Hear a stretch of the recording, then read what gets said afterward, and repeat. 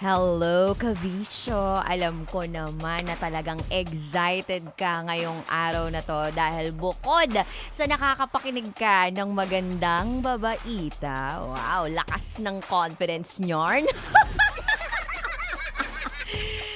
Syempre, meron akong kasamang guwapong-guwapo at napakatalentadong lalaki. Huwag kayong mamali ng pakinig ha. Talentado. Yan, sinasabi ko sa inyo. Let's all welcome here, live na live sa Love Lounge natin. Walang iba kundi si Kinn Reyes! Hi, Hello Kinn! po, lahat. Hoy, Kinn, kumusta ka naman? Okay na po, doing good. Doing good. Alam niyo po ba, si Kinn, sobrang gwapo. As in, sobrang gwapo. Parang wala siyang pores, guys. Nahiya yung pesla ko ngayon. Tsaka balita ko, ang bata mo pa raw. How young are you? 20 years old. 20 years old. Turning 21 this year. Turning 21 this year. Ha? Okay, 21 this year. Pero ang tangkad mo, ha? And, bukod sa physically attractive na itong si Kinn Reyes, ay meron pa siya syempreng talent na talagang ibinubunyag sa lahat. Hindi po siya tinatago ha, talagang inilalabas na po. So, kailan ka nag-start kumanta-kanta? Kailan mo na-realize na, ay may talent pala ako sa singing? Well, nag-start po yun nung high school ako nung mayroon kaming mga projects that involves music sa pagkakanta. Tapos nakita po nung mga teachers ko, nung mga classmates ko, ay may potential siyang kumanta. So, tinry ko siyang i-pursue. Nag-enroll ako kay Coach Roy nung mga 2019 sa Freelance Museo. And then, nung nag-first recital ako, dun talaga nag-start yung passion ko for singing. So, dun na nag-start yung passion mo sa singing. Yes. Tapos, nag-training ka na talaga. Yes. So, ikaw ba, kapag meron kang nagugustuhang babae, kinakantahan mo rin? Ay, bakit parang hindi nakakasagot si Kinn dito? Hindi directly, pero like, yeah, isa din ako songwriter. Doon ko rin binubuhos yung mga feeling ko sa pagsusulat na kanta. So may nasulatan ka ng girl tapos kinantahan mo. Maybe. You know. But maybe, bakit ganun yung sagot? Huwag kang mag-alala, hindi naririnig ng mga magulang mo to. Ayaw aminin.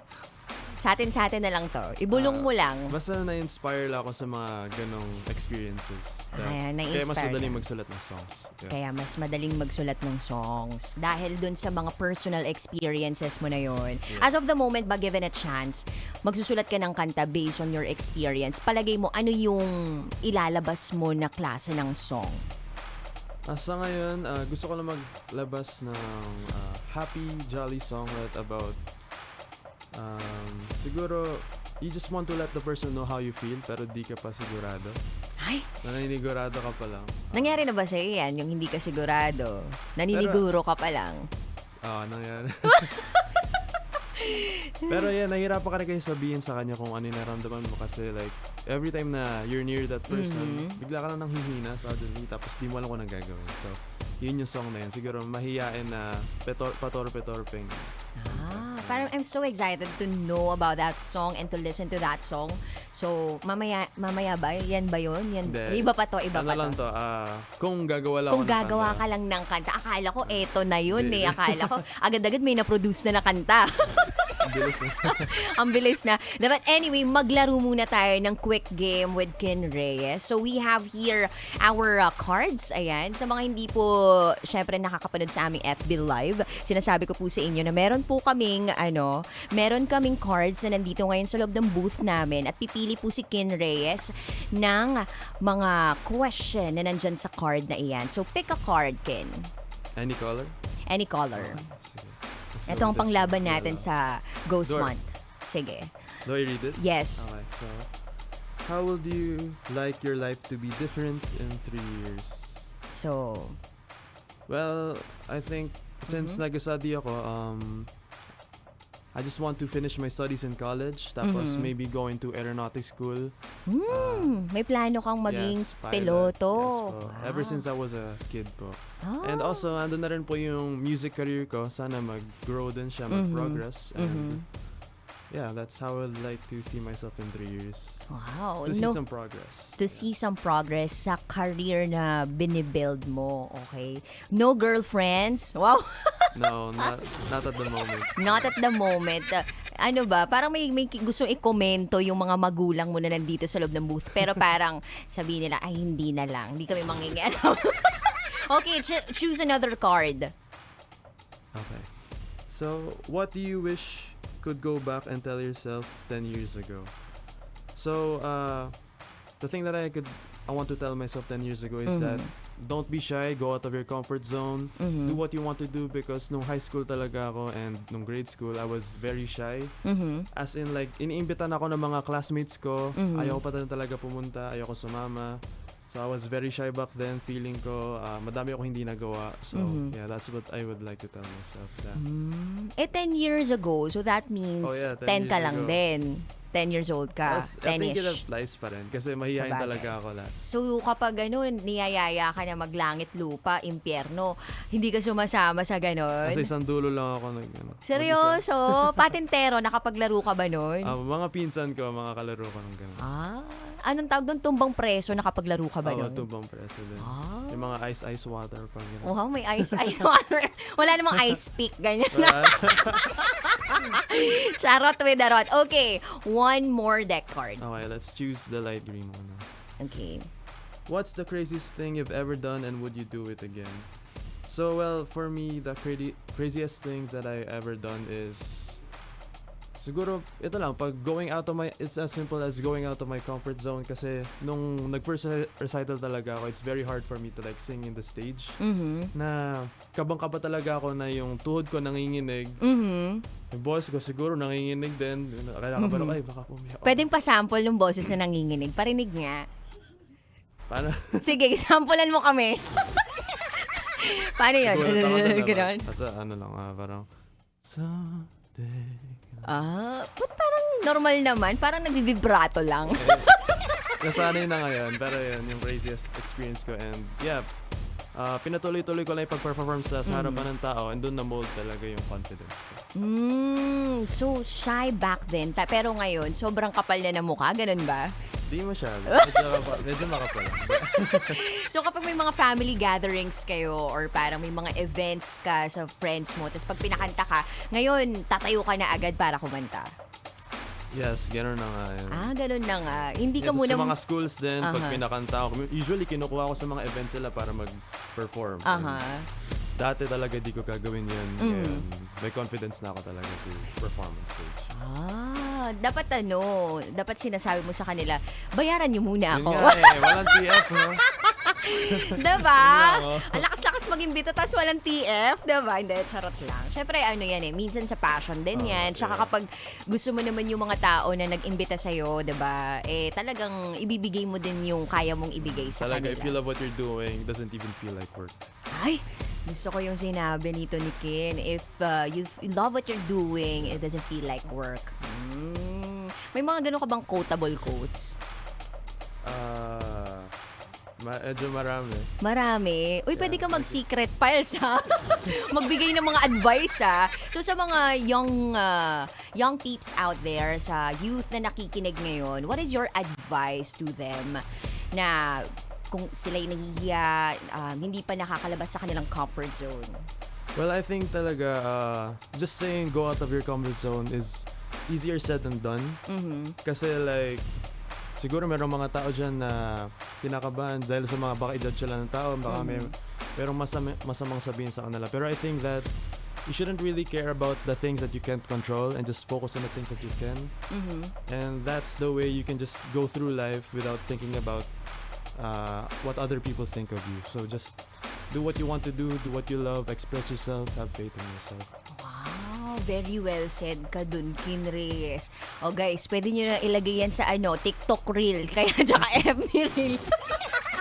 Diba? Sobrang quotable quotes nun, tsaka ang gandang advice nun para sa ating mga kabisyo na nakikinig ngayon, especially sa mga kabataan na nakikinig ngayon. Pero syempre, hindi pa dito natatapos ang lahat, Kinn. Dahil meron pa akong last game. Last game ito. So, ang tawag sa game na ito ay Sing a Song. Okay? Itong Okay. singing song na ito, iisip ka lang ng kanta na palagay mo ay suitable doon sa mismong situation na iyon o dun sa word na babanggitin ko. Okay. Okay, so, ready ka na ba, Kinn? Yes, ready. Kahit short, kahit short sample of the song lang. Okay.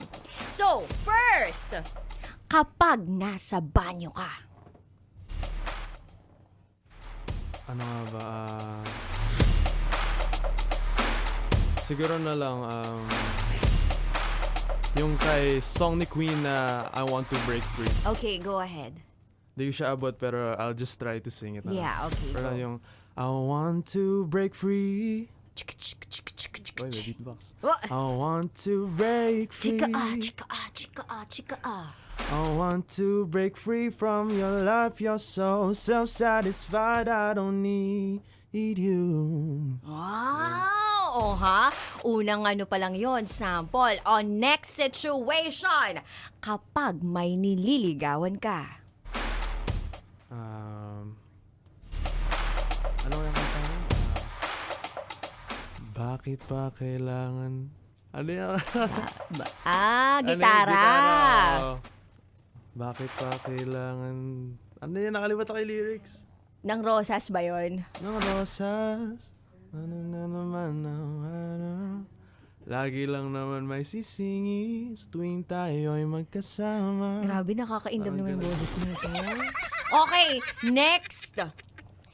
Kapag ikaw ay nagdarasal. Lord, I offer my life to you. Everything. Ilan naisip ko. Okay, and last but definitely not the least, sing a song na ikaw ay gustong maging matapang. Rising up, back on the street.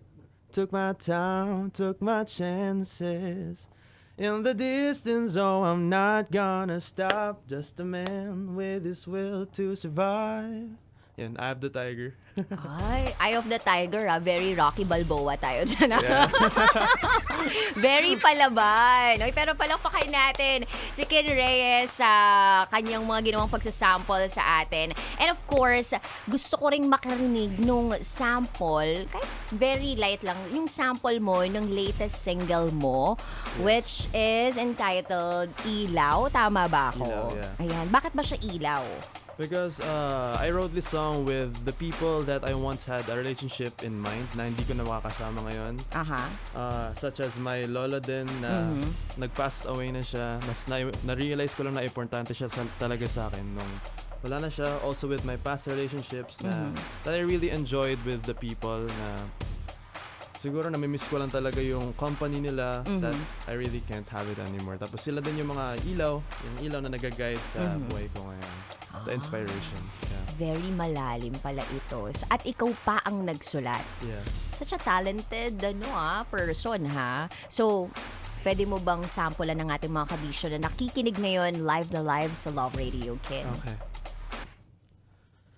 Sa mga gabing madilim, ikaw ang ilaw na gumagabay sa'kin.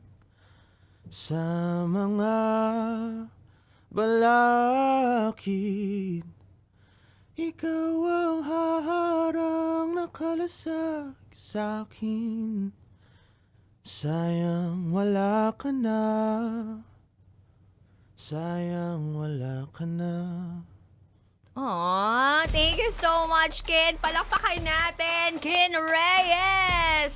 At Kinn, imbitahin mo ang ating mga kabisyo na nakikinig ngayon na pakinggan, i-play ang iyong music sa kung anumang streaming platform at makinig din sa Love Radio.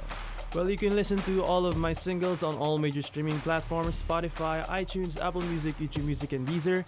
And you can follow me on all social media platforms, all at Kinn Reyes, KINNREYES. Thank you all so much. Meron ka bang gustong pasalamatan as of the moment? Well, I would like to thank Universal Records for the production of my song Ilaw, JKR Music Productions, my parents, si Tito Ajes, And that's all. Thank you all so much. Ayan. Maraming salamat, Ken. At syempre, eto na nga yung pinakahinihintay ng lahat. First, mapapakinggan po natin ang kantang Ilaw by Kinn Reyes dito po sa Love Radio. So, kabisyo, tutok ka lang dahil eto na po ang kantang Ilaw by Kinn Reyes. Pero feeling ko si Ken talaga yung mag-i-intro ng song niya. So, if magiging DJ ka ng Love Radio, eto yun eh. Alam mo ba kami dito sa Love Radio, meron kami yung tagline. So, ako, raketera, ang tagline ko, ako mabayang naniniwalang hindi man ako palaging may pera at hindi man ako palaging may jowa, at least palagi naman akong maganda. This is me, DJ Raketera. Uy, thank you Iko-compliment din kita, wag kang mag-alala. Na, pero, yun, ganun yung tagline namin. So, ikaw, kung magiging DJ ka ng Love Radio Manila and you will do an introduction of your latest single, Ilaw, paano mo to gagawin? Eto na yun eto na yun, go! Ako man ay isang lalaking mahiyain ng dati na naglalakas loob na ilabas ang nararamdaman niya sa mga tao ngayon. Gusto kong ihalin tulad sa inyo ang kantang awitin ko na sinulat ko. Sana makarelate kayo. Tawag nito ay Ilaw.